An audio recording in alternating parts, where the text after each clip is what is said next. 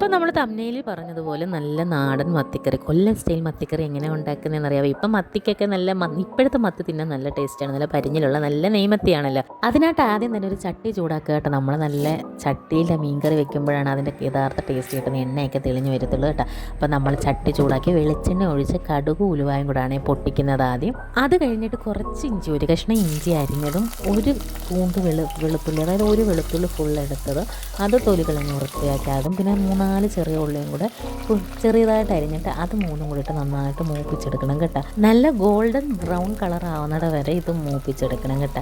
അപ്പോൾ ചെറിയ തീ തന്നെ ഇത് മൂപ്പിച്ചെടുക്കാൻ നോക്കുക, അപ്പോൾ കരിയാതെ. അപ്പോൾ ഈ സമയം നമുക്ക് കുറച്ച് കരിയാപ്പില ഉണ്ടെങ്കിൽ അതും കൂടി ഇട്ടാൽ നല്ലൊരു ഫ്ലേവർ അന്നേരപ്പോൾ കിട്ടും കേട്ടോ. അല്ലെങ്കിൽ പിന്നെ തിളച്ച് കഴിഞ്ഞിട്ടാലും മതിയാകും. അപ്പോൾ ഇങ്ങനെ ഇടുന്നവരും ഉണ്ട്, തിളച്ച് കഴിഞ്ഞ് ഇടുന്നവരുണ്ട്. ഞാൻ 2 സൈസിൽ ഇടും കേട്ടോ.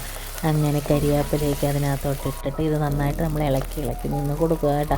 പിന്നെ ചിലരാണെങ്കിൽ വേറെ മുളകും മല്ലിയും മഞ്ഞൾപ്പൊടിയൊക്കെ വേറെ ചീനിച്ചട്ടിയിലിട്ട് മൂപ്പിച്ചിട്ട് അത് മിക്സിയിലിട്ട് അരച്ചൊഴിക്കുക. അപ്പം നല്ല കുറുകിയ ചാറ് കിട്ടാൻ വേണ്ടി. ഞാൻ പക്ഷേ എളുപ്പപ്പണിയായിട്ടാണ് ഇത് ചെയ്യുന്നത്. മഞ്ഞൾപ്പൊടിയും മുളക് പൊടിയും മല്ലിപ്പൊടിയും ഉലുവാപ്പൊടിയും കൂടി ഇതിനകത്ത് തന്നെ ഇട്ട് വഴട്ടുകയാണ് ഞാൻ ചെയ്യുന്നത്. ഇത് പെട്ടെന്ന് ഉണ്ടാക്കാൻ പറ്റിയ കറിയാണ്.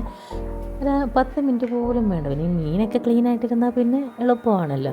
അങ്ങനെ നമ്മൾ മഞ്ഞൾപ്പൊടി ഇട്ട് പിന്നെ ഇത് മൂപ്പിക്കുക. മുളക് പൊടിയും മല്ലിപ്പൊടി ഇടുന്ന സമയത്ത്, ഇടുന്നതിന് മുമ്പ് നമ്മൾ ഒരു ഗ്ലാസ് വെള്ളം എടുത്ത് വെക്കണം, അല്ലെങ്കിൽ ഇത് തീ കയറി ഇത് കരിഞ്ഞു പോകാൻ ചാൻസ് ഉണ്ട്. അപ്പം നമ്മൾ 3 ടീസ്പൂണ് മല്ലിപ്പൊടിയാണ് ഇടുന്നത്.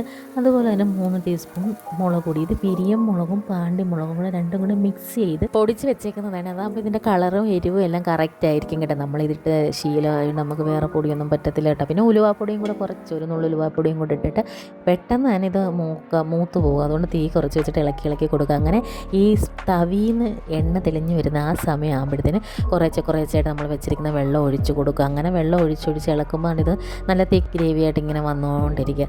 അങ്ങനെ അത് ഇളക്കി വന്നിട്ട് കുറേശ്ശെ വെള്ളം അങ്ങ് ഒഴിക്കുക. വെള്ളം ഒഴിച്ച് കഴിയുമ്പോഴത്തേന് നമുക്ക് മീൻ പറക്കി ഇടാറാവും കേട്ടോ. ഇതിൻ്റെ ഇടയ്ക്ക് ഞാനൊരു കാര്യം പറയട്ടെ, നമ്മുടെ ചാനൽ എല്ലാവർക്കും ഇഷ്ടപ്പെട്ടുണ്ടെങ്കിൽ ചാനലൊന്ന് സബ്സ്ക്രൈബ് ചെയ്യണേ. അപ്പോൾ ഇത് മൊത്തം കാണാൻ ശ്രമിക്കണേ. നമ്മളിങ്ങനെ വെള്ളം ഒഴിച്ച് കഴിഞ്ഞിട്ട് കുറേശ്ശായിട്ട് ഇളക്കി കൊടുത്താൽ അത്രയും നല്ലതാണ് കേട്ടോ. അപ്പോൾ ഇങ്ങനെ ഇച്ചിരിയായിട്ട് ഇളക്കി ആ തിള വരുന്ന പോലെ ഒന്ന് ഇളക്കി കൊടുത്താൽ നന്നായിട്ടിരിക്കും കേട്ടോ. അങ്ങനെ അത് തിളയ്ക്കാറാകുമ്പോഴത്തേന് നമ്മൾ അടച്ച് വെച്ചിട്ട് പിന്നെ അതിനകത്തോട്ട് നമ്മൾ വടക്കംപുളി എന്നാണ് നമ്മളിവിടെ പറയുന്നത്, അല്ലെങ്കിൽ തോട്ടുപുളി എന്ന് 2 കഷ്ണം.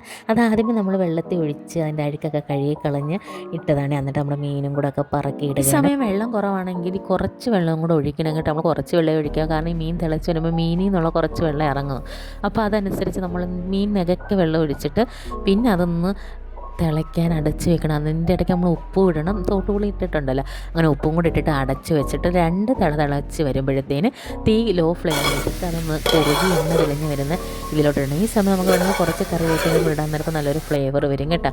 അങ്ങനെ നമ്മൾ മത്തിക്കറിക്ക് കൂട്ടായിട്ട് കപ്പയും പുഴുങ്ങിയിട്ടുണ്ട്. പിന്നെ നല്ല തൈര് മുളകും ഒക്കെ വെച്ച് ഒരു മുളക് ഉടച്ചതും പിന്നെ മത്തിയൊക്കെ വറുത്ത് റെഡിയാക്കിയിട്ടുണ്ട്. അപ്പോൾ നമ്മൾ ഈ മത്തിക്കറി, പിന്നെ നമ്മൾ ഈ മത്തിക്കറിക്ക് തക്കാളി ഒന്നും ഇടത്തില്ല കേട്ടോ. ഞാൻ പൊതുവേ മീൻകറിക്ക് തക്കാളി ഇടാറില്ല കേട്ടോ. തക്കാളി ഇട്ടില്ലെങ്കിൽ കറിക്ക് നല്ല പുളിയാണ്. ഈ കുടംപുളിയുടെയൊക്കെ പുളി ഇറങ്ങി നല്ല ടേസ്റ്റ് ഉള്ളൊരു കറിയാണ്. എല്ലാവരും ഇതൊന്ന് ഉണ്ടാക്കി നോക്കിയിട്ട് അഭിപ്രായങ്ങൾ പറയണേ.